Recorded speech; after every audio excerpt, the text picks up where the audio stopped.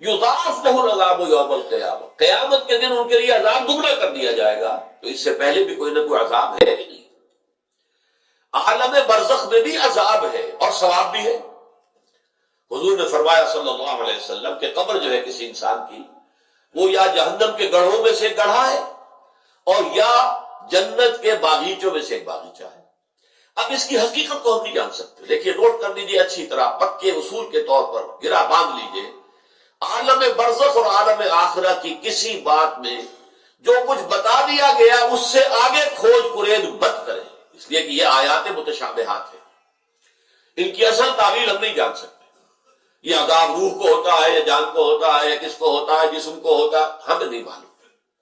یہ ہمارے اس غیب کے پردے سے ماورا باتیں ہیں، اور ہم تو یؤمنون بالغیب میں سے ہیں، وہ لوگ ہیں کہ جو غیب کی باتیں جن کی خبریں دی ہیں اللہ نے، اس کے رسول نے، اس کو مانتے ہیں۔ لیکن ان میں جو ہے اجمال کے اوپر ہی اکتفا کرنی چاہیے۔ ہمارے ہاں بڑے بڑے جھگڑے، یہ قبر والا سنتا ہے کہ نہیں سنتا، اب اس کے لیے دلیلیں، جو ایک طرف وہ لوگ ہیں جو انکار کرتے ہیں کہ قبر کے اندر مردہ کچھ نہیں سنتا، ان کو کافر قرار دیتے ہیں۔ دیوبند کے مسلک کے لوگوں کے اندر بھی یہ ایک دوسرے کے لیے کفر کے فتوے موجود ہیں کہ جو نہیں مانتا سماع موتا کو وہ کافر ہے، دوسرے کہتے ہیں جو مانتا ہے سماع موتا کو وہ کافر ہے، مردہ کچھ نہیں سنتا۔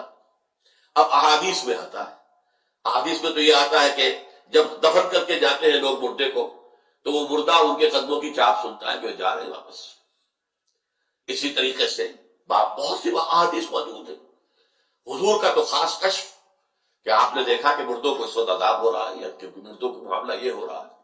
تو یہ ساری چیزیں ہیں، لیکن اس میں جو حل ہے وہ یہ ہے، جو چیز اجمالاً بتا دی گئی ہمیں، چاہے وہ عالم برزخ کی ہو، عالم برزخ بھی ہماری نگاہوں سے پوشیدہ ہے، ہمارے حواس خمسہ سے باہر ہے، اور عالم آخرہ بھی ہمارے حواس خمسہ کی جو بھی رسائی ہے اس سے باہر ہے۔ اس میں بس جو بات آ جائے وہ مانیے، اس کی تفصیل میں ہر نہ جائے۔ تو معلوم ہوا کہ جب حضور نے فرمایا کہ جنت جو ہے، جو قبر جو ہے، وہ یا تو جنت کے باغیچوں میں سے ایک باغیچہ ہے یا دوزخ کے گڑھوں میں سے گڑھا ہے۔ کہیں ایسے بھی کہہ دیا گیا کہ قبر میں جب مردہ جو ہے داخل ہو جاتا ہے تو یا تو ایک کھڑکی کھول دی جاتی ہے جنت کی طرف، جس سے جنت کی ہوائیں اور خوشبوئیں اسے آتی رہتی ہیں، روح و ریحان، اس سے وہ فائدہ مند ہو رہا ہے ابھی سے۔ ابھی حساب کتاب تو ہوگا، یوم القیامت کو ہوگا جب اٹھائے جائیں گے۔ اور یا پھر جہنم کی کھڑکی کھول دی جاتی ہے، اس سے وہ لپٹ، اس سے گرمی، یہ وہاں سے جھونکے آتے ہیں۔